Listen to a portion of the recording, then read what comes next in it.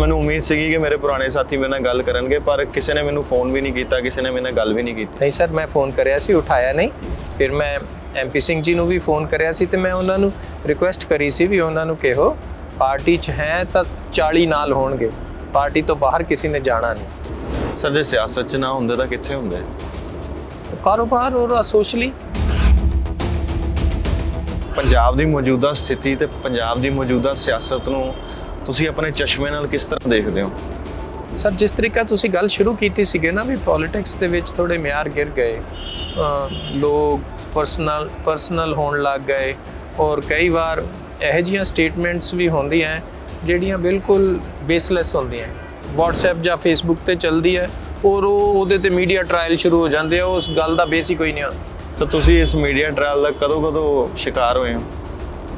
ਮੇਰੇ ਨਾਲ ਤਾਂ ਇਹਨਾਂ ਦਾ ਨਾ ਉਹ ਜਿਵੇਂ ਉਹ ਕਹਿੰਦੇ ਆ ਕਿ ਚੋਲੀ ਦਾਮਨ ਵਾਲਾ ਸਾਥ ਆ। ਕਿਸੇ ਦੇ ਕੰਮ ਲਈ ਡਾਂਟ ਦਿੱਤਾ ਤੇ ਉਹ ਉਹਨੂੰ ਐਕਸਪਲੋਇਟ ਕਰਨਾ ਚਾਹੁੰਦਾ ਤਾਂ ਭਾਈ ਉਹਦੀ ਮਰਜ਼ੀ। ਕਈ ਵਾਰੀ ਤੁਹਾਨੂੰ ਇੰਜ ਲੱਗਦਾ ਕਿ ਤੁਸੀਂ ਪੁਰਾਣੇ ਸਾਥੀ ਰਹੇ ਹੋ, ਕਦੀ ਕੈਪਟਨ ਸਾਹਿਬ ਦੀ ਘਾਟ ਮਹਿਸੂਸ ਹੋਈ ਤੁਹਾਨੂੰ? ਸਰ ਮੈਂ ਨਾ ਕੈਪਟਨ ਸਾਹਿਬ ਦੇ ਵੇਲੇ ਵਜ਼ੀਰ ਬਣਿਆ, ਉਹਨਾਂ ਦੇ ਥੱਲੇ ਬਹੁਤ ਕੁਝ ਸਿੱਖਣ ਨੂੰ ਮਿਲਿਆ। ਉਹ ਆਪਣੇ ਆਪ 'ਚ ਇੱਕ ਇੰਸਟੀਟਿਊਸ਼ਨ ਹੈ ਬੰਦਾ।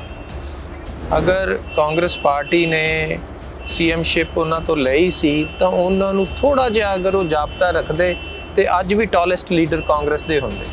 ਕਾਂਗਰਸ ਛੱਡਤੀ ਜਾਂ ਕਹਿ ਲਓ ਉਹਨਾਂ ਦੇ ਆਲੇ ਦੁਆਲੇ ਜਿਹੜਾ ਉਹਨਾਂ ਦੇ ਐਡਵਾਈਜ਼ਰ ਸੀਗੇ ਉਹਨਾਂ ਨੇ ਕੀ ਐਡਵਾਈਸ ਕੀਤਾ ਜਾਂ ਈਗੋ।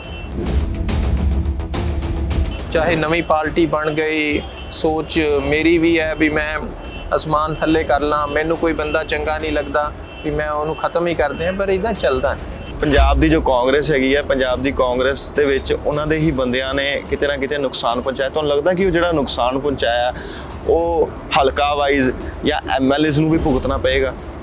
ਸਭ ਹਰ ਚੀਜ਼ ਜਦੋਂ ਪਾਰਟੀ ਚੱਲਦੀ ਹੈ ਉਹਦੇ 'ਚ ਕੋਈ ਬੰਦਾ ਉਹਦੇ ਕਰਕੇ ਫਾਇਦਾ ਵੀ ਹੁੰਦਾ ਤੇ ਕਿਸੇ ਵੀ ਪਾਰਟੀ ਦੇ ਬੰਦੇ ਕਰਕੇ ਨੁਕਸਾਨ ਵੀ ਹੋ ਸਕਦਾ ਹੈ। ਤੁਹਾਡੇ ਲਈ ਕਿੰਨਾ ਟਫ ਕੰਪੀਟੀਸ਼ਨ ਹੈ ਤੇ ਆਮ ਆਦਮੀ ਪਾਰਟੀ ਤੁਹਾਨੂੰ ਲੱਗਦਾ ਹੈ ਕਿ ਆਪਣਾ ਵਜੂਦ ਕਾਇਮ ਕਰ ਸਕੇਗੀ ਤੁਹਾਡੇ ਜਦੋਂ ਤੁਸੀਂ ਕੰਪੀਟੀਸ਼ਨ ਦੇ ਵਿੱਚ ਉਤਰੇ ਹੋ? ਮੇਰੀਆਂ ਸ਼ੁਭ ਕਾਮਨਾਵਾਂ ਹੈ, ਪੁਰਾਣਾ ਸਾਥੀ ਹੈ ਔਰ ਮੇਰਾ ਬੰਦਾ ਵੀ ਹੈ ਵੀ ਮੈਂ ਉਹਨਾਂ ਦੀ ਬਿਹਤਰੀ ਲਈ ਔਰ ਉਹਨਾਂ ਦੀ ਸਫਲਤਾ ਲਈ ਕਾਮਨਾ ਕਰਾਂ। ਮੈਂ ਇੰਨਾ ਛੋਟੇ ਦਿਲ ਦਾ ਬੰਦਾ ਨਹੀਂ ਹਾਂ। ਅਗਰ ਕੋਈ ਆਮ ਆਦਮੀ ਦੇ ਵਲੰਟੀਅਰਸ 'ਚੋਂ ਕੈਂਡੀਡੇਟ ਹੁੰਦਾ ਤਾਂ ਮੇਰੇ ਲਈ ਵੱਡਾ ਥ੍ਰੈਟ ਹੋਣਾ ਸੀਗਾ। ਆਮ ਆਦਮੀ ਤੇ ਖਾਸ ਆਦਮੀ 'ਚ ਫਰਕ ਹੁੰਦਾ ਹੈ। ਤੁਹਾਨੂੰ ਲੱਗਦਾ ਆਲ ਓਵਰ ਪੰਜਾਬ ਇਸੇ ਤਰੀਕੇ ਨਾਲ ਹੋਇਆ? ਆਮ ਆਦਮੀ ਕਹਿ ਕੇ ਵੱਡੇ ਘਰਾਣਿਆਂ 'ਚੋਂ ਕੱਢਿਆ ਬਾਹਰ? ਹਾਂ, ਕਾਫੀ ਇਸ ਚੀਜ਼ਾਂ ਦਾ ਖਮਿਆਜ਼ਾ ਵੀ ਆਮ ਆਦਮੀ ਪਾਰਟੀ ਨੂੰ ਭੁਗਤਣਾ ਪਏਗਾ ਕਿਉਂਕਿ ਵਲੰਟੀਅਰ ਕਿਤੇ ਨਾ ਕਿਤੇ ਨਿਰਾਸ਼ ਹੈ। ਜਾਖੜ ਸਾਹਿਬ ਨੇ ਸਰ ਬਿਆਨ ਦਿੱਤਾ, ਕਹਿੰਦੇ ਕਿ ਜਦੋਂ CMਸ਼ਿਪ ਦੀ ਆਫਰ ਹੋਈ, ਮੈਨੂੰ ਵੀ ਹੋਈ ਸੀਗੀ ਤੇ ਮੇਰੇ ਹੱਕ ਦੇ ਵਿੱਚ 42 ਵਿਧਾਇਕ ਖੜੇ ਸੀਗੇ। ਇਸ ਬਿਆਨ ਨੂੰ ਤੁਸੀਂ ਕਿਸ ਤਰ੍ਹਾਂ ਦੇਖਦੇ ਹੋ? ਜੀ ਬਿਲकुल सच होएगा।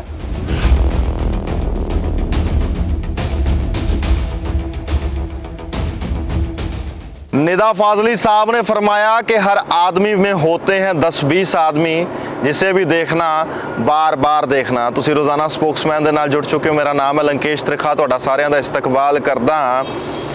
ਸਾਡਾ ਖਾਸ ਪ੍ਰੋਗਰਾਮ, ਸਾਡੀ ਖਾਸ ਪੇਸ਼ਕਸ਼ ਜਵਾਬਦੇਹੀ। ਸਵਾਲ ਤੁਹਾਡੇ ਹੁੰਦੇ ਆ, ਜਵਾਬ ਅਸੀਂ ਤੁਹਾਨੂੰ ਮੁਹੱਈਆ ਕਰਵਾਉਣੇ ਹੁੰਦੇ ਆ।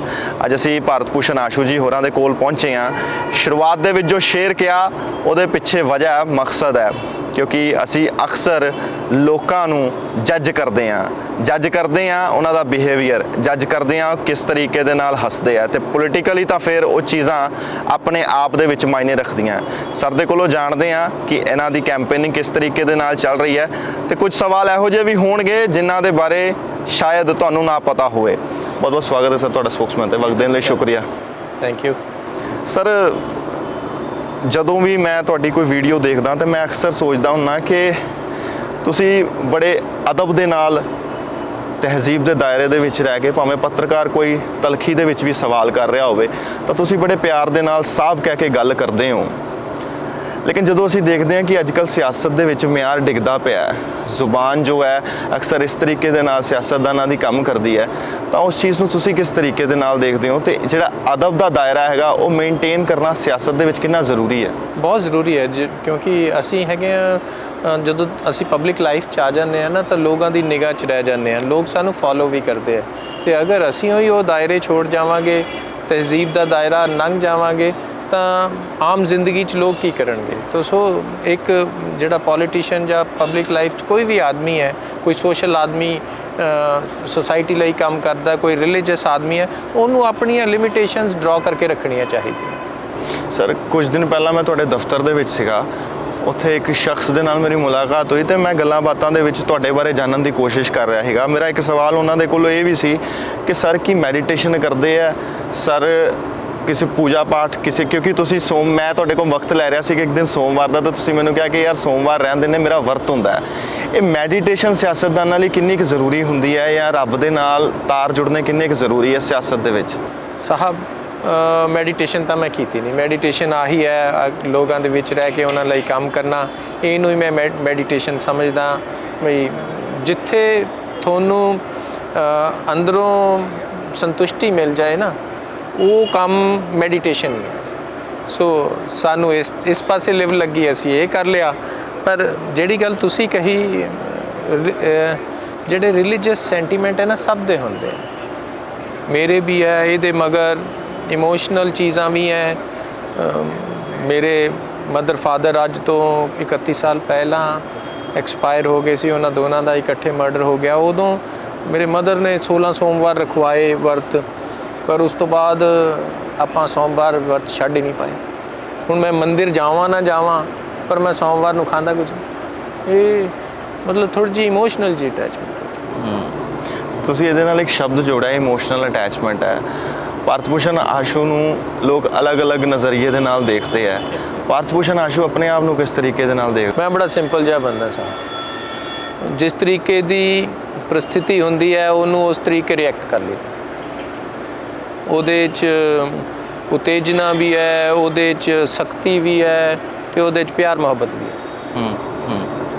ਸਰ ਤੁਹਾਡਾ ਸਫ਼ਰ ਮੈਂ ਜਾਣਨਾ ਚਾਹਾਂਗਾ, ਲੋਕ ਵੀ ਜਾਣਨਾ ਚਾਹਣਗੇ ਕਿ ਇਹ ਜੋ ਸੰਘਰਸ਼ ਰਿਹਾ, MLA ਬਣੇ, ਉਸ ਤੋਂ ਬਾਅਦ ਮਿਨਿਸਟਰੀ ਮਿਲੀ, ਇਹ ਚੀਜ਼ਾਂ ਕਿਵੇਂ ਆਪਣੇ ਆਪ ਚਲਦੀਆਂ ਗਈਆਂ? ਕਦੀ ਤੁਸੀਂ ਇਕਾਂਤ 'ਚ ਬੈਠ ਕੇ ਸੋਚਦੇ ਹੋ ਕਿ ਮੈਂ, ਕਈ ਵਾਰੀ ਐਂ ਹੁੰਦਾ ਨਾ ਕਿ ਆਦਮੀ ਇਹ ਵੀ ਸੋਚ ਰਿਹਾ ਹੁੰਦਾ ਕਿ ਯਾਰ ਮੈਂ ਇੰਨਾ ਕੁਛ ਤਾਂ ਸੋਚਿਆ ਵੀ ਨਹੀਂ ਸੀਗਾ ਤੇ ਰੱਬ ਨੇ ਮੇਰੀ ਝੋਲੀ ਪਾਤਾ। ਐਗਜ਼ੈਕਟਲੀ ਜੋ ਤੁਸੀਂ ਕਹਿ ਰਹੇ ਹੋ ਨਾ, ਇਹ ਸਹੀ ਗੱਲ ਆ ਵੀ ਸ਼ਾਇਦ ਸਾਨੂੰ ਸਾਡੀ ਸੋਚ ਤੋਂ ਵੱਧ ਮਿਲਿਆ। ਐਕਸੀਡੈਂਟਲ ਲੀਡਰ, ਕੋਈ ਸੋਚਿਆ ਨਹੀਂ ਸੀ ਵੀ ਪਬਲਿਕ ਲਾਈਫ 'ਚ ਜਾਵਾਂਗੇ, ਇਲੈਕਸ਼ਨ ਲੜਾਂਗੇ ਔਰ ਇਸ ਕਪੈਸਿਟੀ 'ਚ ਸੂਬੇ ਨੂੰ ਸਰਵ ਕਰਾਂਗੇ। ਕਾਉਂਸਲਰ ਦੇ ਇਲੈਕਸ਼ਨ ਅੱਜ ਤੋਂ 25 ਸਾਲ ਪਹਿਲਾਂ ਲੜੇ, ਮੁਹੱਲੇ ਨੇ ਇਕੱਠਾ ਕਰਕੇ ਵੀ ਇਹ ਲੜਕਾ ਅੱਛਾ ਕੰਮ ਕਰਦਾ, ਲੜਾਇਆ, ਇੰਡੀਪੈਂਡੈਂਟ ਲੜਿਆ, ਉਦੋਂ ਇਲੈਕਸ਼ਨ ਜਿੱਤਿਆ। ਔਰ ਉਹ ਇਹ ਸਫ਼ਰ ਚੱਲਦਾ ਚੱਲਦਾ ਕਦ ਮਿਨਿਸਟਰੀ ਤੱਕ ਪਹੁੰਚ ਗਿਆ, ਮੈਨੂੰ ਆਪ ਨੂੰ ਨਹੀਂ ਪਤਾ ਚੱਲਿਆ ਸੱਚੀ ਓਨੈਸਟਲੀ। ਜਿਸ ਵੀ ਜਗ੍ਹਾ ਤੇ ਡਿਊਟੀ ਲੱਗੀ ਲੋਕਾਂ ਵੱਲੋਂ, ਉਹਨੂੰ ਨਿਭਾਉਣ ਦੀ ਕੋਸ਼ਿਸ਼ ਕਰੀ, ਔਰ ਉਹ ਕੋਸ਼ਿਸ਼ਾਂ ਦੇ ਵਿੱਚ ਕਿਸ ਤਰੀਕੇ ਪਬਲਿਕ ਨੇ ਹੌਲੀ ਹੌਲੀ ਐਲੀਵੇਸ਼ਨ ਦਿੱਤੀ। ਉਸ ਐਲੀਵੇਸ਼ਨ ਨੂੰ ਮਿਨਿਸਟਰੀਆਂ 'ਚ ਬਦਲ ਦਿੱਤਾ ਗਿਆ ਸਰਕਾਰਾਂ ਵੱਲੋਂ। ਮੈਂ ਆਪਣੇ ਆਪ ਨੂੰ ਬੜਾ ਫੋਰਚੂਨੇਟ ਸਮਝਦਾ। ਤੁਸੀਂ ਇੱਕ ਚੀਜ਼ ਦਾ ਜ਼ਿਕਰ ਕੀਤਾ ਕਿ ਅੱਜ ਕੁਝ ਸਾਲ ਪਹਿਲਾਂ ਮਾਤਾ ਪਿਤਾ ਜੀ ਦਾ ਕਤਲ ਹੋ ਗਿਆ, ਮਰਡਰ ਹੋ ਗਿਆ ਉਹਨਾਂ ਦਾ। ਇੱਕ ਤਾਂ ਸਰ ਸੰਸਕਾਰ ਜੀਨਸ ਦੇ ਵਿੱਚ ਆਉਂਦੇ ਆ ਜੀ, ਇੱਕ ਪਰਵਰਿਸ਼ ਹੁੰਦੀ ਹੈ, ਆਦਮੀ ਦੀ ਅਪਬ੍ਰਿੰਗਿੰਗ ਹੁੰਦੀ ਹੈ ਜੀ। ਜੋ ਭਾਰਤ ਭੂਸ਼ਣ ਦੀ ਅਪਬ੍ਰਿੰਗਿੰਗ ਹੈ, ਸੰਸਕਾਰ ਜੋ ਭਾਰਤ ਭੂਸ਼ਣ ਆਸ਼ੂ ਦੇ ਅੰਦਰ ਹੈ, ਉਹ ਅਪਬ੍ਰਿੰਗਿੰਗ ਕਿਸ ਦੀ ਦੇਣ ਹੈ? ਕਿਸ ਤਰੀਕੇ ਦੇ ਨਾਲ ਆਸ਼ੂ ਨੇ ਆਪਣੇ ਆਪ ਨੂੰ ਖੜਾ ਕੀਤਾ?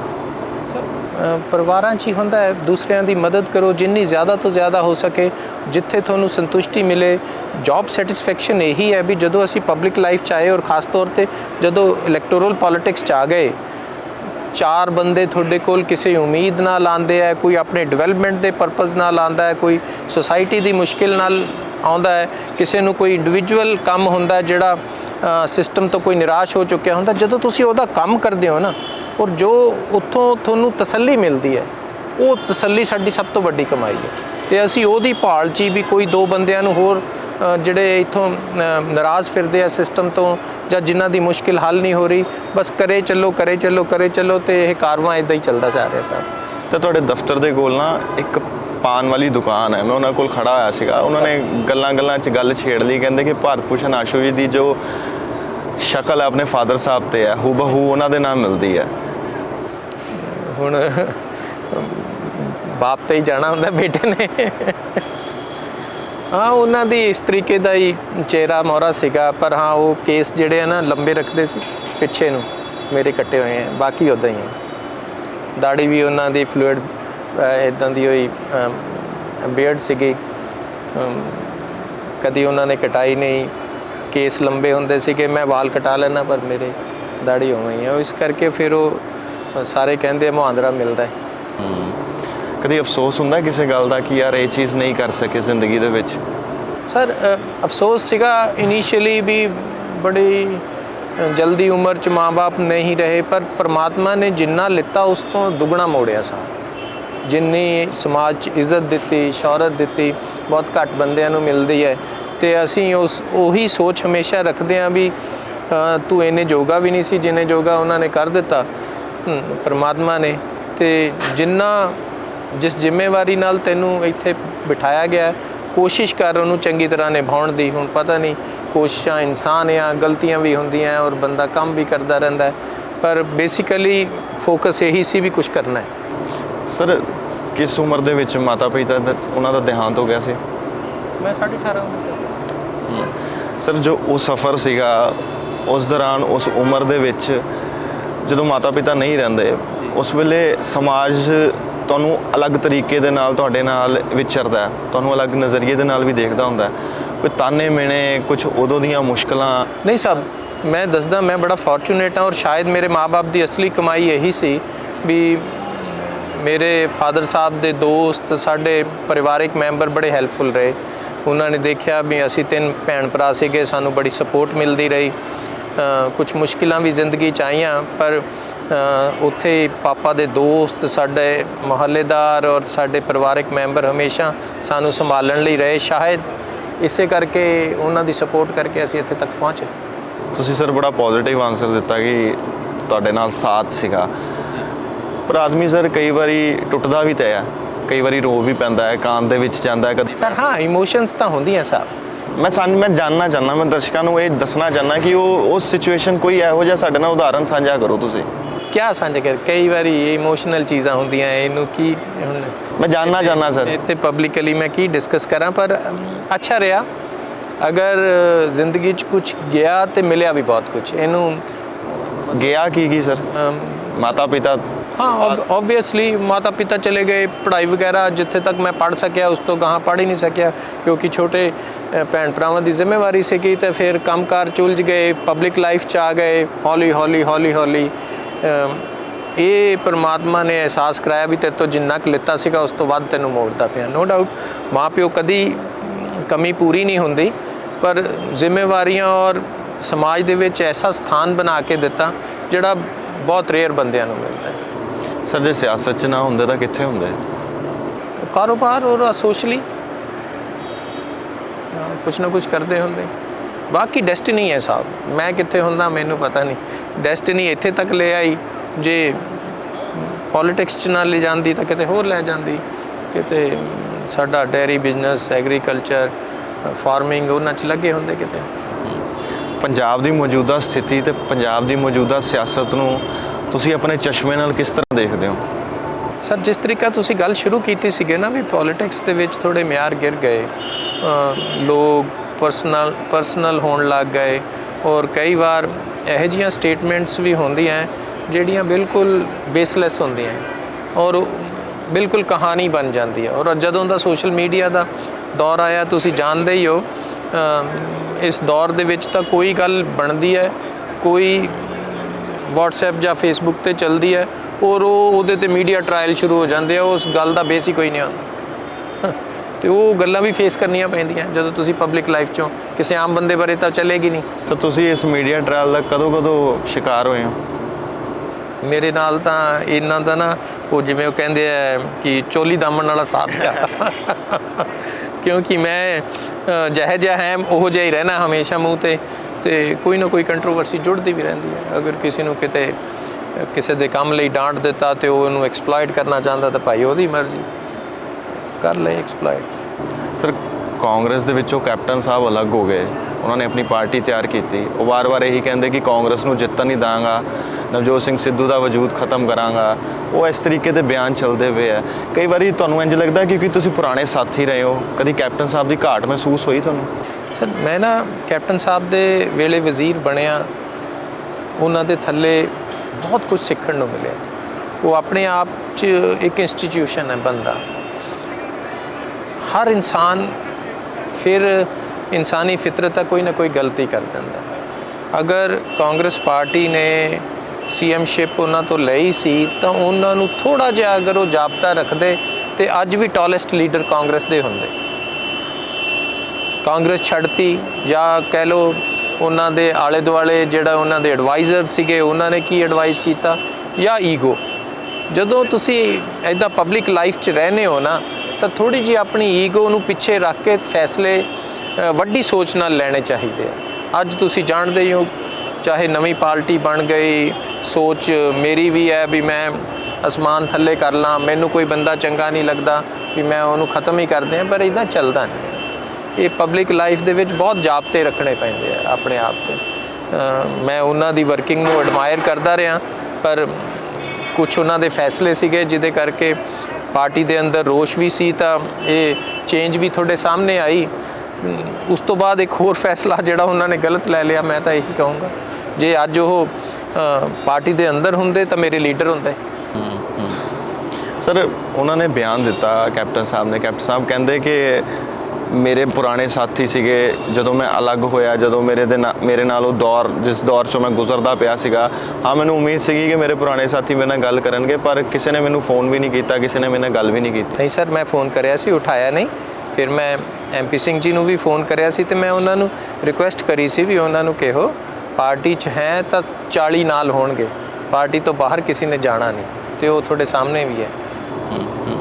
ਤੁਹਾਡੇ ਮੁੱਦੇ ਕੀ ਸਰ ਐਤਕੀ ਸਿਆਸਤ ਦੇ ਵਿੱਚ, ਤੁਹਾਡੇ ਆਪਣੇ ਇਲਾਕੇ ਦੇ ਵਿੱਚ ਤੁਸੀਂ ਕਿਸ ਤਰੀਕੇ ਦੇ ਨਾਲ ਲੋਕਾਂ ਦੇ ਨਾਲ ਵਿਚਰਦੇ ਪਏ ਹੋ?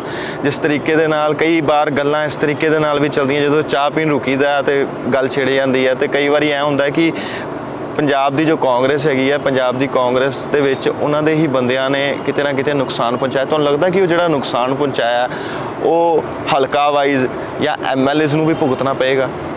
ਸਭ ਹਰ ਚੀਜ਼ ਜਦੋਂ ਪਾਰਟੀ ਚੱਲਦੀ ਹੈ ਉਹਦੇ 'ਚ ਕੋਈ ਬੰਦਾ ਉਹਦੇ ਕਰਕੇ ਫਾਇਦਾ ਵੀ ਹੁੰਦਾ ਤੇ ਕਿਸੇ ਵੀ ਪਾਰਟੀ ਦੇ ਬੰਦੇ ਕਰਕੇ ਨੁਕਸਾਨ ਵੀ ਹੋ ਸਕਦਾ ਹੈ। ਇਹਨੂੰ ਓਨੈਸਟਲੀ ਮੰਨਣਾ ਚਾਹੀਦਾ ਹੈ। ਪਰ ਕੌਣ ਕਿੰਨੀ ਕਪੈਸਿਟੀ 'ਚ ਵਰਕ ਕਰਦਾ ਸੀਗਾ ਤੇ ਉਹ ਕਿੰਨਾ ਨੁਕਸਾਨ ਕਰ ਸਕਦਾ, ਇਹ ਵੀ ਗੱਲ ਆ। ਫਿਰ ਦੂਸਰੀ ਚੀਜ਼ ਇਹ ਆ ਜਾਂਦੀ ਹੈ, ਤੁਸੀਂ ਪੁੱਛਿਆ ਵੀ ਤੁਸੀਂ ਹਲਕੇ 'ਚ ਕਿਵੇਂ ਵਿਚਰਦੇ ਹੋ। ਮੇਰੇ ਹਲਕੇ ਦੀ ਥੋੜ੍ਹੀ ਜਿਹੀ ਅਲੱਗ ਆ, ਇੱਥੇ ਦੇ ਜਿਹੜੇ ਵੋਟਰ ਹੈ ਉਹਨਾਂ ਦੀ ਵੋਟ ਕਰਨ ਦੀ ਨੇਚਰ ਅਲੱਗ ਆ। ਮੇਰੇ ਕਰਕੇ ਉਹਨਾਂ ਨੇ ਕਿਵੇਂ ਕਰਨੀ ਹੈ ਔਰ ਪਾਰਟੀ ਦੇ ਕਰਕੇ ਕਿਵੇਂ ਕਰਨੀ ਹੈ। ਕਈ ਵਾਰ ਇੱਥੇ ਸਾਡੇ ਲੁਧਿਆਣਾ ਵੈਸਟ ਕੰਸਟੀਚੁਐਂਸੀ 'ਚ ਤਾਂ ਵੋਟਿੰਗ ਮੇਰਾ ਖਿਆਲ ਮੇਰੇ ਸੈਕੰਡ ਇਲੈਕਸ਼ਨ ਤੋਂ ਬਾਅਦ, ਜਦੋਂ ਮੈਂ ਕਾਉਂਸਲਰ ਦਾ ਦੂਸਰਾ ਇਲੈਕਸ਼ਨ ਲੜਿਆ ਸੀਗਾ, ਪਾਰਟੀ ਪੋਲੀਟਿਕਸ ਤੋਂ ਉੱਪਰ ਉੱਠ ਕੇ ਵੋਟਿੰਗ ਹੁੰਦੀ ਹੈ। ਸੋ ਉਹਦੇ 'ਚ BJP ਕੀ ਹੋਇਆ, BJP ਦੇ ਜਿਹੜੇ ਟ੍ਰੈਡੀਸ਼ਨਲ ਵੋਟਰ ਨੇ ਜਾਂ ਅਕਾਲੀ ਦਲ ਦੇ ਨੇ, ਮੈਨੂੰ ਤਾਂ ਸਾਰੇ ਵੋਟ ਕਰ ਜਾਂਦੇ ਨੇ। ਦੂਸਰਾ, ਮੈਂ ਕੰਮ ਕਰਨ ਲੱਗਿਆ ਇਹ ਨਹੀਂ ਵੇਖਦਾ ਕੋਈ ਕਿਸੇ ਪਾਰਟੀ ਆਈਡੀਓਲੋਜੀ ਨਾਲ ਬੰਨਿਆ ਹੋਇਆ ਜਾਂ ਪੈਸ਼ਨ ਹੈ ਡਿਵੈਲਪ ਕਰਨ ਦਾ। ਲੁਧਿਆਣਾ ਬਹੁਤ ਪਿੱਛੇ ਰਹਿ ਗਿਆ ਸੀਗਾ ਡਿਵੈਲਪਮੈਂਟ ਪੱਖੋਂ। ਇਹਦੇ ਅੰਦਰ ਕੋਸ਼ਿਸ਼ ਕੀਤੀ ਵੱਡੇ ਵੱਡੇ ਪ੍ਰੋਜੈਕਟ ਆਉਣ, ਇਹਦਾ ਇਨਫਰਾਸਟਰਕਚਰ ਅਪਗ੍ਰੇਡ ਕਰਨਾ ਆ, ਇਹਦੇ ਜਿਹੜੀਆਂ ਬੇਸਿਕ ਪ੍ਰੋਬਲਮ ਸੀਗੀਆਂ, ਕੋਈ ਬੁੱਢੇ ਨਾਲੇ ਦੀ, ਕੋਈ ਆ ਇਨਵਾਇਰਨਮੈਂਟ ਦੀ, ਇਹਨਾਂ ਨੂੰ ਟੇਕ ਅਪ ਕਰਨਾ ਹੈ, ਇੱਥੇ ਦਾ ਹੈਲਥ ਸਿਸਟਮ ਸਟਰੈਂਥਨ ਕਰਨਾ ਹੈ। ਇਹਨਾਂ ਸਾਰੀਆਂ ਚੀਜ਼ਾਂ ਦੇ ਉੱਤੇ ਜਦੋਂ ਸੋਚ ਬਣ ਜਾਂਦੀ ਹੈ, ਤੁਸੀਂ ਐਜੂਕੇਸ਼ਨ ਨੂੰ ਹੋਰ ਕਿਵੇਂ ਵਧਾਉਣਾ ਹੈ ਆਪਣੇ ਡਿਸਟ੍ਰਿਕਟ ਦੇ ਔਰ ਖਾਸ ਤੌਰ 'ਤੇ ਕੰਸਟੀਚੁਐਂਸੀ ਅੰਦਰ, ਤੇ ਫਿਰ ਪਾਰਟੀ ਪੋਲੀਟਿਕਸ ਦੀ ਸੋਚ ਪਿੱਛੇ ਰਹਿ ਜਾਂਦੀ ਹੈ ਕਿਤੇ, ਕਿਉਂਕਿ ਇੱਕ ਸੋਚ ਹੁੰਦੀ ਹੈ ਵੀ ਸਾਰਿਆਂ ਦਾ ਸੁਧਾਰ ਕਿਵੇਂ ਕਰਨਾ ਹੈ। ਜਦੋਂ ਤੁਸੀਂ ਸਰਕਾਰ ਲੈਵਲ 'ਤੇ ਆ ਜਾਂਦੇ ਹੋ ਤਾਂ ਫਿਰ ਇਹ ਸੋਚ ਬਣਨੀ ਚਾਹੀਦੀ ਹੈ ਵੀ ਅਲੱਗ-ਅਲੱਗ ਸੈਕਸ਼ਨਸ ਨੂੰ ਜਿਹੜੀਆਂ ਜ਼ਰੂਰਤਾਂ ਹੈ ਉਹਨਾਂ ਦੀਆਂ ਉਹ ਕਿਵੇਂ ਪੂਰੀਆਂ ਕਰਨੀਆਂ ਹੈ। ਇੱਥੋਂ ਦਾ ਸੋਸ਼ਲ ਸਿਕਿਉਰਿਟੀ ਸਟਰਕਚਰ ਕਿਸ ਤਰੀਕੇ ਸਟਰੋਂਗ ਕਰਨਾ ਹੈ ਤਾਂ ਕਿ ਹਰ ਉਹ ਬੰਦਾ ਜਿਹੜਾ ਜ਼ਰੂਰਤਮੰਦ ਹੈ ਉਹਦੇ ਤਾਈਂ ਜੋ ਸਰਕਾਰ ਦੀ ਜ਼ਿੰਮੇਵਾਰੀ ਦੇ ਤਹਿਤ ਉਹਨਾਂ ਦੀ ਵੈਲਫੇਅਰ ਕਿਸ ਤਰੀਕੇ ਹੋ ਸਕੇ। ਅਗਰ ਜ਼ਰੂਰਤਾਂ ਰਹੀਆਂ, ਸਰਕਾਰ ਨੇ ਮਹਿਸੂਸ ਕੀਤੀਆਂ, ਔਰ ਖਾਸ ਤੌਰ 'ਤੇ ਜੋ 4 ਮਹੀਨੇ ਦੀ ਪਰਫਾਰਮੈਂਸ ਰਹੀ ਚੰਨੀ ਸਰਕਾਰ ਦੀ, ਉਹਦੇ 'ਚ ਚਾਹੇ ਕਿਸੇ ਦਾ ਕੋਈ ਬਿਜਲੀ ਦੇ ਬਿੱਲ ਦੇ ਏਰੀਅਰ ਸੀਗੇ, ਚਾਹੇ ਟੈਰਿਫ ਘਟਾਉਣਾ ਜਿਹੜੀ ਪੰਜਾਬ ਦੇ ਲੋਕਾਂ ਦੀ ਡਿਮਾਂਡ ਬੜੇ ਚਿਰਾਂ ਦੀ ਸੀਗੀ, ਤੇ ਅੱਜ ਜੋ ਟੈਰਿਫ ਵੀ ਘਟਿਆ ਇਹ ਵੀ ਘਟੇ, ਪਾਣੀ ਦੇ ਬਿੱਲ ਘਟੇ, ਔਰਤਾਂ ਦਾ ਆਹ ਜਿਹੜਾ ਬੱਸ ਸੀਗੀ ਟਰੈਵਲਿੰਗ ਉਹ ਫ੍ਰੀ ਕੀਤੀ ਗਈ, ਸਾਡੇ ਸ਼ਹਿਰ ਦੀ ਇੰਡਸਟਰੀ ਹੈ, ਇਹਨਾਂ ਦੀਆਂ ਡਿਮਾਂਡਾਂ ਸੀਗੀਆਂ, ਇਹਨਾਂ ਨੂੰ ਐਡਰੈਸ ਕੀਤਾ ਗਿਆ। ਵੈਟ ਦੇ ਸਾਰੇ ਕੇਸਿਸ ਜਿਹੜੇ 14 15 15 16 ਦੇ ਪੈਂਡਿੰਗ ਚੱਲੇ ਆ ਰਹੇ ਸੀ, ਉਹ ਸਾਰੇ 1 ਲੱਖ ਮਾਫ ਕਰਕੇ ਖ਼ਤਮ ਕੀਤੇ ਗਏ। 40,000 ਦੇ ਕਰੀਬ ਬੜੇ ਨੋਟਿਸਿਸ ਜਾਂਦੇ ਸੀਗੇ। ਟਰੇਡਰ ਔਰ ਇੰਡਸਟਰੀਲਿਸਟ ਪਰੇਸ਼ਾਨ ਹੁੰਦੇ ਸੀ। ਇੰਸਟੀਟਿਊਸ਼ਨਲ ਟੈਕਸ ਸੀਗਾ, ਅਨਨੈਸੈਸਰੀ ਲੱਗਾ ਹੋਇਆ ਸੀਗਾ। ਥੋੜ੍ਹਾ ਜਿਹਾ ਟੈਕਸ ਸੀਗਾ, ਉਹਨੂੰ ਭਰਨ ਭਰਾਉਣ ਦੇ ਵਿੱਚ ਬਿਊਰੋਕ੍ਰੇਸੀ ਕੋਲ ਆ ਬਾਬੂਗਿਰੀ ਕੋਲੋਂ ਜ਼ਿਆਦਾ ਖੱਜਲ ਖਰਾਬੀ ਸੀ। ਉਹਨਾਂ ਨੂੰ ਥੋੜ੍ਹਾ ਸੁਖਾਲਾ ਕਰਨ ਲਈ ਉਹ ਮਾਫ ਕੀਤਾ ਗਿਆ। ਹੋਰ ਉਹਨਾਂ ਦੀਆਂ ਜਿਹੜੀਆਂ ਡਿਮਾਂਡਸ ਸੀਗੀਆਂ ਛੋਟੀਆਂ ਛੋਟੀਆਂ, ਉਹਨਾਂ ਦੇ ਕੰਮ ਕਰਨ ਦੇ ਤਰੀਕੇ ਨੂੰ ਸੁਖਾਲਾ ਕਰਨ ਲਈ ਉਹਨਾਂ 'ਤੇ ਵਰਕ ਕੀਤਾ ਗਿਆ। ਰੀਅਲ ਇਸਟੇਟ ਸੈਕਟਰ ਸੀਗਾ, ਉਹਨਾਂ ਦੀਆਂ ਕੁਝ ਸੀਗੀਆਂ। ਮਤਲਬ ਇਹ ਸਾਰੀਆਂ ਜਿਹੜੇ ਅਲੱਗ-ਅਲੱਗ ਸੈਕਟਰ ਸੀਗੇ, ਉਹਨਾਂ ਦੀਆਂ ਡਿਮਾਂਡਸ ਕਿਸ ਤਰੀਕੇ ਚੱਕਣੀਆਂ ਔਰ ਉੱਥੇ ਕੈਬਨਿਟ 'ਚ ਲਿਜਾ ਕੇ ਅਲੱਗ-ਅਲੱਗ ਮਹਿਕਮਿਆਂ ਕੋਲੋਂ ਕਿਸ ਤਰੀਕੇ ਪੂਰੀਆਂ ਕਰਵਾਉਣੀਆਂ, ਇਹਦੇ 'ਤੇ ਫੋਕਸ ਰਿਹਾ। ਸੋ ਤੁਹਾਡੇ ਪੁਰਾਣੇ ਸਾਥੀ ਆਮ ਆਦਮੀ ਪਾਰਟੀ ਦਾ ਉਹਨਾਂ ਨੇ ਵੀ ਹੱਥ ਫੜ ਲਿਆ ਅਤੇ ਹੁਣ ਉਹ ਵੀ ਤੁਹਾਡੇ ਖਿਲਾਫ ਮੈਦਾਨ ਦੇ ਵਿੱਚ ਉਤਰੇ ਹੋਏ ਆ। ਤੁਹਾਡੇ ਲਈ ਕਿੰਨਾ ਕੁ ਟਫ ਕੰਪੀਟੀਸ਼ਨ ਹੈ ਅਤੇ ਆਮ ਆਦਮੀ ਪਾਰਟੀ ਤੁਹਾਨੂੰ ਲੱਗਦਾ ਹੈ ਕਿ ਆਪਣਾ ਵਜੂਦ ਕਾਇਮ ਕਰ ਸਕੇਗੀ ਤੁਹਾਡੇ ਜਦੋਂ ਤੁਸੀਂ ਕੰਪੀਟੀਸ਼ਨ ਦੇ ਵਿੱਚ ਉਤਰੇ ਹੋ? ਮੇਰੀਆਂ ਸ਼ੁਭ ਕਾਮਨਾਵਾਂ ਹੈ। ਪੁਰਾਣਾ ਸਾਥੀ ਹੈ ਔਰ ਮੇਰਾ ਬੰਦਾ ਵੀ ਹੈ ਵੀ ਮੈਂ ਉਹਨਾਂ ਦੀ ਬਿਹਤਰੀ ਲਈ ਔਰ ਉਹਨਾਂ ਦੀ ਸਫਲਤਾ ਲਈ ਕਾਮਨਾ ਕਰਾਂ। ਮੈਂ ਇੰਨਾ ਛੋਟੇ ਦਿਲ ਦਾ ਬੰਦਾ ਨਹੀਂ ਹਾਂ। ਹਰੇਕ ਨੇ ਆਪਣੀ ਪਰਫਾਰਮੈਂਸ 'ਤੇ ਵੋਟ ਮੰਗਣੀ ਹੋਏਗੀ, ਆਪਣੀ ਪਾਲਿਸੀਜ਼ 'ਤੇ ਮੰਗਣੀ ਹੋਵੇਗੀ, ਆਪਣੇ ਕੀ ਲੁਧਿਆਣੇ ਵਾਸਤੇ ਉਹਦਾ ਵਿਜ਼ਨ ਹੈ ਜਾਂ ਸਰਕਾਰ 'ਚ ਬੈਠ ਕੇ ਉਹ ਕੀ ਕਰਨਾ ਚਾਹੁੰਦਾ, ਉਹ ਵੀ ਦੱਸਣਗੇ, ਮੈਂ ਵੀ ਦੱਸੂੰਗਾ। ਜਨਤਾ ਮਾਲਕ ਹੈ, ਜੋ ਫੈਸਲਾ ਕਰੇਗੀ ਉਹ ਸਭ ਨੂੰ ਮੰਨਣਾ ਪਏਗਾ। ਹਾਂ, ਪਰ ਜੋ ਮੈਂ ਦੇਖਦਾ ਪੋਲੀਟੀਕਲੀ, ਅਗਰ ਕੋਈ ਆਮ ਆਦਮੀ ਦੇ ਵਲੰਟੀਅਰਸ 'ਚੋਂ ਕੈਂਡੀਡੇਟ ਹੁੰਦਾ ਤਾਂ ਮੇਰੇ ਲਈ ਵੱਡਾ ਥ੍ਰੈਟ ਹੋਣਾ ਸੀਗਾ। ਆਮ ਆਦਮੀ ਅਤੇ ਖਾਸ ਆਦਮੀ 'ਚ ਫਰਕ ਹੁੰਦਾ ਹੈ। ਹੁਣ ਮੇਰੇ ਮੋਹਰੇ ਖਾਸ ਆਦਮੀ ਹੈ ਅਤੇ ਆਮ ਔਰ ਖਾਸ ਦਾ ਕੋਈ, ਜਦੋਂ ਮੈਂ ਹੀ ਖਾਸ ਬਣ ਗਿਆ ਆਮ 'ਚੋਂ ਨਿਕਲ ਕੇ, ਅੱਜ ਜੇ ਮੈਂ ਮਿਨਿਸਟਰ ਹਾਂ ਅਤੇ ਆਮ 'ਚ ਤਾਂ ਰਿਹਾ ਨਹੀਂ। ਚਾਹੇ ਮੇਰਾ ਰਹਿਣ ਸਹਿਣ ਆਮ ਆਦਮੀ ਵਰਗਾ ਹੋਵੇ, ਪਰ ਲੋਕਾਂ ਦੇ ਵਿੱਚ ਇਹ ਹੋਏਗਾ ਵੀ ਮੰਤਰੀ ਲੜਦਾ ਹੈ ਤਾਂ ਉਹ ਖਾਸ ਹੈ। ਤੋ ਮੰਤਰੀ ਦੇ ਅੱਗੇ ਆਮ ਆਦਮੀ ਪਾਰਟੀ ਦੀ ਜਗ੍ਹਾ ਕੋਈ ਚੇਅਰਮੈਨ ਆ ਜਾਏ, ਐਕਸ ਚੇਅਰਮੈਨ, ਤੇ ਉਹ ਵੀ ਖਾਸ ਹੀ ਹੈ। ਤੁਹਾਨੂੰ ਲੱਗਦਾ ਆਲ ਓਵਰ ਪੰਜਾਬ ਇਸੇ ਤਰੀਕੇ ਨਾਲ ਹੋਇਆ? ਆਮ ਆਦਮੀ ਕਹਿ ਕੇ ਹਾਂ, ਕਾਫੀ ਘਰਾਣਿਆਂ ਚੋਂ ਕੱਢਿਆ ਬਾਹਰ। ਹਾਂ, ਕਾਫੀ ਇਸ ਚੀਜ਼ਾਂ ਦਾ ਖਮਿਆਜ਼ਾ ਵੀ ਆਮ ਆਦਮੀ ਪਾਰਟੀ ਨੂੰ ਭੁਗਤਣਾ ਪਏਗਾ, ਕਿਉਂਕਿ ਵਲੰਟੀਅਰ ਕਿਤੇ ਨਾ ਕਿਤੇ ਨਿਰਾਸ਼ ਹੈ। ਜਿਸ ਤਰੀਕੇ ਉਹਨਾਂ ਨੇ ਆਮ ਆਦਮੀ ਪਾਰਟੀ ਲਈ ਜੀ ਜਾਨ ਲਗਾਈ ਸੀਗੀ, ਪਰ ਟਿਕਟ ਮੌਕੇ ਉਹੀ ਬਾਹਰੋਂ ਬੰਦੇ ਲੈ ਕੇ ਤੇ ਟਿਕਟ ਡਿਸਟ੍ਰੀਬਿਊਸ਼ਨ ਹੋ ਗਈ। ਕਿਸ ਕੰਸੀਡਰੇਸ਼ਨ ਨਾਲ ਹੋਈ ਮੈਂ ਉਹਦੇ 'ਤੇ ਕਹਿਣਾ ਨਹੀਂ ਚਾਹੁੰਦਾ। ਲੋਕੀ ਕਹਿੰਦੇ ਕਿ ਅੰਡਰ ਕਰੰਟ ਹੈਗਾ ਆਮ ਆਦਮੀ ਪਾਰਟੀ ਦਾ ਕਿਤੇ ਨਾ ਕਿਤੇ ਪੰਜਾਬ ਦੇ ਵਿੱਚ, ਤੁਹਾਨੂੰ ਲੱਗਦਾ ਕੁਝ ਇਸ ਤਰੀਕੇ ਦੇ ਨਾਲ ਹੈ? ਅਗਰ ਲੋਕ ਕਹਿੰਦੇ ਆ ਤਾਂ ਜ਼ਰੂਰ ਹੋਏਗਾ, ਪਰ ਮੈਨੂੰ ਲੱਗਦਾ ਹੈ ਇਸ ਮੌਕੇ ਦੇ ਉੱਤੇ ਵੀ ਕਾਂਗਰਸ ਦੀ ਵੇਵ ਹੈ। ਜਾਖੜ ਸਾਹਿਬ ਨੇ ਸਰ ਬਿਆਨ ਦਿੱਤਾ, ਕਹਿੰਦੇ ਕਿ ਜਦੋਂ ਸੀਐਮਸ਼ਿਪ ਦੀ ਆਫਰ ਹੋਈ, ਮੈਨੂੰ ਵੀ ਹੋਈ ਸੀਗੀ, ਤੇ ਮੇਰੇ ਹੱਕ ਦੇ ਵਿੱਚ 42 ਵਿਧਾਇਕ ਖੜੇ ਸੀਗੇ। ਇਸ ਬਿਆਨ ਨੂੰ ਤੁਸੀਂ ਕਿਸ ਤਰ੍ਹਾਂ ਦੇਖਦੇ ਹੋ? ਜੀ ਬਿਲਕੁਲ ਸੱਚ ਹੋਏਗਾ। ਬੜੇ ਸੀਜ਼ਨਡ ਲੀਡਰ ਹੈ ਜਾਖੜ ਸਾਹਿਬ, ਔਰ ਜਾਖੜ ਸਾਹਿਬ ਦੀ ਵਰਕਿੰਗ ਨੂੰ ਮੈਂ ਐਡਮਾਇਰ ਕਰਦਾ। ਉਹ ਸਾਹਿਬ ਉਹ ਵੀ ਕਹਿੰਦੇ, ਤੁਸੀਂ ਵੀ ਸਾਹਿਬ ਕਹਿ ਕੇ ਗੱਲ ਕਰਦੇ ਹੋ, ਉਹ ਵੀ ਸਾਹਿਬ ਕਹਿ ਕੇ ਗੱਲ ਕਰਦੇ, ਕਿਸੇ ਦੇ ਨਾਲ ਵੀ ਕਰਦੇ, ਤੁਸੀਂ ਵੀ ਸਾਹਿਬ ਕਹਿ ਕੇ ਗੱਲ ਕਰਦੇ ਹੋ। ਫੋਨ ਦੇ ਉੱਤੇ ਵੀ ਗੱਲ ਹੁੰਦੀ ਜਿੰਨੀ ਵਾਰੀ ਤੁਹਾਡੇ ਨਾਲ, ਤੁਸੀਂ ਵੀ ਸਾਹਿਬ ਕਹਿ ਕੇ ਗੱਲ ਕਰਦੇ ਹੋ। ਸਭ ਇੱਜ਼ਤ ਦੇਣਾ, ਰਾਦਰ ਮੈਂ ਤਾਂ ਕਹੂੰਗਾ ਮੈਂ ਹੀ ਉਹਨਾਂ ਨੂੰ ਫਾਲੋ ਕਰਦਾ ਜੀ। ਉਹ ਬੜੇ ਨੇ, ਸੋ ਕਿਸੇ ਵੀ ਤਰੀਕੇ ਜਦੋਂ ਕਿਸੇ ਨਾਲ ਇੱਜ਼ਤ ਦੇ ਦਾਇਰੇ 'ਚ ਰਹਿ ਕੇ ਗੱਲ ਕਰਨੀ ਹੈ ਤਾਂ ਉਹਨੂੰ ਹੁਣ ਤੂੰ ਤੜਾਕ ਤਾਂ ਕਰ ਨਹੀਂ ਸਕਦੇ। ਤਾਂ ਫਿਰ ਇੱਜ਼ਤ ਜਿਸ ਤਰੀਕੇ ਨਾਲ ਤੁਸੀਂ ਕਿਹਾ ਕਿ ਮੈਂ ਐਡਮਾਇਰ ਕਰਦਾ, ਉਹ 42 ਵਿਧਾਇਕਾਂ 'ਚੋਂ ਇੱਕ ਵਿਧਾਇਕ ਤੁਹਾਨੂੰ ਵੀ ਸਮਝਿਆ ਜਾ ਸਕਦਾ? ਕਿਉਂ ਨਹੀਂ ਸਾਹਿਬ, ਮੈਂ ਆਪਣੀ ਲੀਡਰਸ਼ਿਪ ਨੂੰ ਕਿਉਂ ਨਹੀਂ ਐਡਮਾਇਰ ਕਰੂੰਗਾ। ਔਰ ਜਿਹੜਾ ਚੰਗਾ ਕੰਮ ਕਰਦੇ ਹੋਣ, ਚੰਗੀ ਸੋਚ ਰੱਖਦੇ ਹੋਣ, ਪੰਜਾਬ ਦਾ ਭਲਾ ਸੋਚਦੇ ਹੋਣ, ਉਹਨਾਂ ਨੂੰ ਐਡਮਾਇਰ ਕਰਨਾ ਚਾਹੀਦਾ, ਉਹਨਾਂ ਤੋਂ ਸਿੱਖਣਾ ਚਾਹੀਦਾ। ਫਿਰ ਸਰ ਬਣੇ ਕਿਉਂ ਨਹੀਂ? ਉਹਨਾਂ ਨੇ ਇਸ ਚੀਜ਼ ਨੂੰ ਠੁਕਰਾ ਕਿਉਂ ਦਿੱਤਾ? ਉਹਨਾਂ ਨੇ ਕਿਹਾ ਬਣੇ ਕਿਉਂ ਨਹੀਂ? ਚੰਨੀ ਸਾਹਿਬ ਕਿ ਇਹ ਹੁਣ ਸੀਨੀਅਰ ਲੀਡਰਸ਼ਿਪ ਦੀਆਂ ਅੰਦਰਲੀਆਂ ਗੱਲਾਂ ਮੈਂ ਕਿਸ ਤਰੀਕੇ ਤੁਹਾਨੂੰ ਦੱਸ ਸਕਦਾ। ਬਿਹਤਰ ਹੈ ਤੁਸੀਂ ਜਾਖੜ ਸਾਹਿਬ ਤੋਂ ਜਾਂ ਸਾਡੀ ਹਾਈ ਕਮਾਂਡ ਤੋਂ ਪੁੱਛੋ, ਉਹੀ ਇਹਦੇ ਬਾਰੇ ਜਵਾਬ ਦੇ ਸਕਦੇ ਹੈ। ਸਰ ਸਵਾਲ ਇੱਕ ਆਖਰੀ ਸਵਾਲ ਹੈ, ਕਿਉਂਕਿ ਤੁਸੀਂ ਜਾਣਾ ਵੀ ਹੈ। ਮੁੱਖ ਮੰਤਰੀ ਦੇ ਚਿਹਰੇ ਨੂੰ ਲੈ ਕੇ ਅਕਸਰ ਸਵਾਲ ਹੁੰਦਾ ਹੈ, ਹਾਲਾਂਕਿ ਘਸਾਤਾ ਪੱਤਰਕਾਰਾਂ ਨੇ ਵੀ ਪੁੱਛ ਕੇ, ਤੇ ਜੇ ਮੈਂ ਨਾ ਪੁੱਛਾਂ ਤਾਂ ਮੈਨੂੰ ਲੱਗਦਾ ਕਿ ਜਸਟੀਫਾਈ ਨਹੀਂ ਹੋਏਗਾ। ਤੁਸੀਂ ਕਿਸ ਨੂੰ ਦੇਖਦੇ ਹੋ? ਕੌਣ ਹੋਣਾ ਚਾਹੀਦਾ ਹੈ? ਜਿਹੜਾ ਪ੍ਰੈਰੋਗੇਟਿਵ ਰਾਹੁਲ ਜੀ ਦਾ ਹੋਵੇ, ਉਹਦੇ 'ਚ ਮੈਂ ਕੀ ਦੱਸਾਂ। ਸੋ ਮੈਂ ਤਾਂ ਜ਼ਾਬਤੇ ਨਾਲ ਬੰਨਿਆ ਹੋਇਆ। ਕਈ ਵਾਰ ਮੇਰੇ ਲੀਡਰ ਨਾਰਾਜ਼ ਵੀ ਹੋ ਜਾਂਦੇ ਆ ਜਦੋਂ ਮੈਂ ਇਹ ਕਹਿ ਦਿੱਤਾ ਵੀ ਸਾਨੂੰ ਸਾਰਿਆਂ ਨੂੰ ਕਾਂਗਰਸ ਪਾਰਟੀ ਦੇ ਡਿਸਪਲਿਨ 'ਚ ਰਹਿਣਾ ਚਾਹੀਦਾ ਆ ਤਾਂ ਮੈਂ ਕਿਹਾ, ਸਾਡੀ ਹਾਈ ਕਮਾਂਡ ਨੇ ਕਹਿ ਤਾ ਕਲੈਕਟਿਵ ਲੀਡਰਸ਼ਿਪ ਨਾਲ ਜਾਣਾ ਹੈ ਤਾਂ ਮੈਂ ਉਹਨੂੰ ਫਾਲੋ ਕਰੂੰਗਾ। ਉਹ ਕਿਸੇ ਨੂੰ ਵੀ ਇੱਥੇ ਲੀਡਰ ਬਣਾ ਕੇ ਭੇਜਣਗੇ ਤੇ ਮੇਰਾ ਮੰਨਣਾ ਫਰਜ਼ ਹੈ, ਔਰ ਮੇਰਾ ਇਹ ਵੀ ਮੰਨਣਾ ਹੈ ਵੀ ਮੈਨੂੰ ਅਗਰ ਕੋਈ ਇਹਦੇ ਤੇ ਮੇਰੀ ਚੋਇਸ ਜਿਸ ਪਲੇਟਫਾਰਮ ਤੇ ਉਹ ਪੁੱਛਣ ਤਾਂ ਮੈਂ ਉੱਥੇ ਹੀ ਦੇਵਾਂ, ਪਬਲਿਕਲੀ ਨਾ ਦੇਵਾਂ। ਮੈਂ ਜਾਬਤੇ 'ਚ ਬੰਨਿਆ ਹੋਣਾ।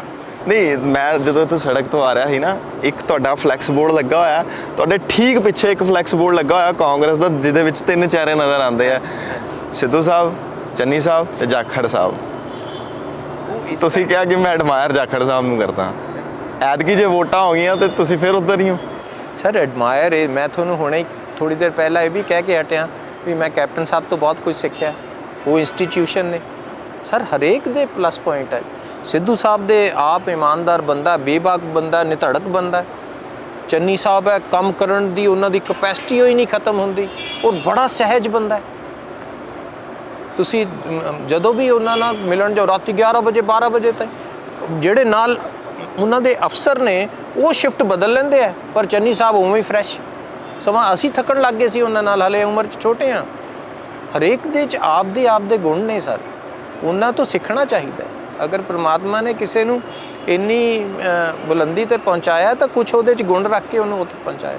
ਅੱਛਾ ਸਰ, ਇੱਕ ਮੈਂ ਨਿੱਜੀ ਸਵਾਲ ਪੁੱਛਣਾ ਚਾਹੁੰਦਾ, ਜਿਸ ਤਰੀਕੇ ਦੇ ਨਾਲ ਤੁਸੀਂ ਆਪਣੇ ਆਪ ਨੂੰ ਕੈਰੀ ਕਰਦੇ ਹੋ, ਕਦੀ ਕੋਈ ਆਫਰ ਇਸ ਤਰੀਕੇ ਦਾ ਵੀ ਆਇਆ? ਕਿਉਂਕਿ ਅੱਜ ਕੱਲ੍ਹ ਤਾਂ ਪੰਜਾਬੀ ਫਿਲਮ ਇੰਡਸਟਰੀ ਵੀ ਅੱਗੇ ਵੱਧਦੀ ਪਈ, ਕਿਸੇ ਨੇ ਕਿਸੇ ਤਰੀਕੇ ਨਾਲ ਆਫਰ ਕੀਤਾ ਕਿ ਆਸ਼ੂ ਸਾਹਿਬ ਸਾਡੀ ਕੋਈ ਇੱਕ ਗੀਤ ਦੇ ਵਿੱਚ ਅਸੀਂ ਚਾਹੁੰਦੇ ਹਾਂ ਕਿ ਤੁਸੀਂ ਰੋਲ ਕਰੋ, ਜਾਂ ਫਿਲਮ ਦੇ ਵਿੱਚ ਚਾਹੁੰਦੇ ਕੋਈ ਰੋਲ ਕਰੇ? ਤੁਹਾਨੂੰ ਲੱਗਦਾ ਵੀ ਇਹ ਚਿਹਰਾ ਕਿਸੇ ਅੱਜ ਕੱਲ੍ਹ ਤਾਂ ਟ੍ਰੈਂਡ ਚੱਲਦਾ ਪਿਆ ਸਰ ਇਹਦਾ। ਅਰੇ ਨਹੀਂ, ਮੈਨੂੰ ਪਤਾ ਹੈ ਮੈਂ ਕਿੱਦਾਂ ਦਾ, ਮੇਰਾ ਕੋਈ ਚਿਹਰਾ ਫਿਲਮਾਂ ਦੇ ਲਾਇਕ ਨਹੀਂ। ਸਰ ਨੌਜਵਾਨਾਂ 'ਚ ਵਿਚਰਦਾ, ਬਹੁਤ ਸਾਰੇ ਲੋਕ ਕਹਿੰਦੇ ਕਿ ਜਿਸ ਤਰੀਕੇ ਦੇ ਨਾਲ ਆਸ਼ੂ ਸਾਹਿਬ ਆਪਣੇ ਆਪ ਨੂੰ ਕੈਰੀ ਕਰਦੇ, ਆਪਣੀ ਬੀਅਰਡ ਨੂੰ, ਆਪਣੇ ਮੁਸਟੈਚਸ ਨੂੰ, ਅਸੀਂ ਵੀ ਕੋਸ਼ਿਸ਼ ਕਰਦੇ ਹਾਂ ਕਿ ਸਾਡੀ ਵੀ ਇੰਨੀ ਕੁ ਹੈਵੀ ਹੋਵੇ। ਨਹੀਂ, ਇਹ ਤਾਂ ਪਰਮਾਤਮਾ ਦੀ ਹੈ। ਜੋ ਇਹ ਤੁਸੀਂ ਦੇਖ ਰਹੇ ਹੋ ਇਹਦੇ 'ਚ ਕੁਛ ਨਕਲੀਪਨ ਨਹੀਂ ਹੈ, ਜੋ ਹੈ ਅਸਲੀਅਤ ਹੀ ਹੈ, ਕੁਛ ਬਨਾਵਟੀ ਨਹੀਂ ਹੈ। ਇੱਕ ਆਖਰੀ ਸਵਾਲ, ਸਟੇਜ ਦੇ ਉੱਤੇ ਚੰਨੀ ਸਾਹਿਬ ਨੇ ਤੁਹਾਨੂੰ ਕਿਹਾ ਸੀਗਾ ਕਿ ਆਸ਼ੂ ਜੀ ਤੁਸੀਂ ਵੀ ਆਓ, ਸਿੱਧੂ ਸਾਹਿਬ ਤੁਸੀਂ ਵੀ ਆਓ ਤੇ ਜੱਫੀ ਪਾਓ, ਉਹ ਕੀ ਤਸਵੀਰ ਸੀਗੀ, ਉਹਦੇ ਮਾਇਨੇ ਕੀ ਨੇ? ਚੰਨੀ ਸਾਹਿਬ ਦੱਸ ਸਕਦੇ, ਸਿੱਧੂ ਸਾਹਿਬ ਦੱਸ ਸਕਦੇ, ਰਾਹੁਲ ਜੀ ਦੱਸ ਸਕਦੇ ਆ, ਮੈਂ ਕਿਵੇਂ ਦੱਸ ਸਕਦਾ? ਮੇਰਾ ਤਾਂ ਕੰਮ ਹੈ ਵੀ ਜਿਸ ਪੋਜੀਸ਼ਨ ਤੇ ਮੇਰੀ ਲੀਡਰਸ਼ਿਪ ਮੈਨੂੰ ਰੱਖੇ ਕਿ ਮੈਂ ਉੱਥੇ ਡਿਲੀਵਰ ਕਰਨਾ ਹੈ, ਕੰਮ ਕਰਨਾ ਹੈ, ਜਿਹੜਾ ਕੰਮ ਪਾਰਟੀ ਦੇ ਹਿੱਤੇ 'ਚ ਹੋਵੇ, ਖਾਸ ਤੌਰ ਤੇ ਪੰਜਾਬ ਔਰ ਪੰਜਾਬ ਦੇ ਲੋਕਾਂ ਦੇ ਹਿੱਤੇ 'ਚ ਹੋਵੇ। ਬਹੁਤ ਬਹੁਤ ਸ਼ੁਕਰੀਆ ਸਰ। Thank you brother. ਸ਼ੁਰੂਆਤ ਦੇ ਵਿੱਚ ਜਿਸ ਤਰੀਕੇ ਦੇ ਨਾਲ ਮੈਂ ਇੱਕ ਗੱਲ ਕਹੀ ਸੀਗੀ, ਅਖੀਰ ਦੇ ਵਿੱਚ ਵੀ ਇੱਕ ਗੱਲ ਜ਼ਰੂਰ ਕਹਾਂਗਾ, ਕਬ ਕੌन सी बात कहाँ कैसे कही जानी चाहिए, इस बात का हुनर हो तो हर बात सुनी जाती है। इंटरव्यू किस तरीके ਦੇ ਨਾਲ ਲੱਗੀ, ਕੀ ਮੈਂ ਇਨਸਾਫ ਕਰ ਪਾਇਆ ਇੰਟਰਵਿਊ ਦੇ ਵਿੱਚ, ਕਿਉਂਕਿ ਸਵਾਲ ਕਾਫੀ ਸੀਗੇ, ਲੇਕਿਨ ਸ਼ੈਡਿਊਲ ਅੱਜ ਕੱਲ੍ਹ ਬਿਜ਼ੀ ਹੈ। ਵਕਤ ਲਵਾਂਗੇ ਦੁਬਾਰਾ ਸਰ ਦੇ ਕੋਲੋਂ, ਇੱਕ ਹੋਰ ਇਹਨਾਂ ਨੂੰ ਐਕਸਪਲੋਰ ਕਰਨ ਦੀ ਕੋਸ਼ਿਸ਼ ਕਰਾਂਗੇ, ਪਰ ਫਿਲਹਾਲ ਮੈਨੂੰ ਦਵੋ ਇਜਾਜ਼ਤ। ਰੱਬ ਤੁਹਾਡੀ ਖੈਰ ਕਰੇ।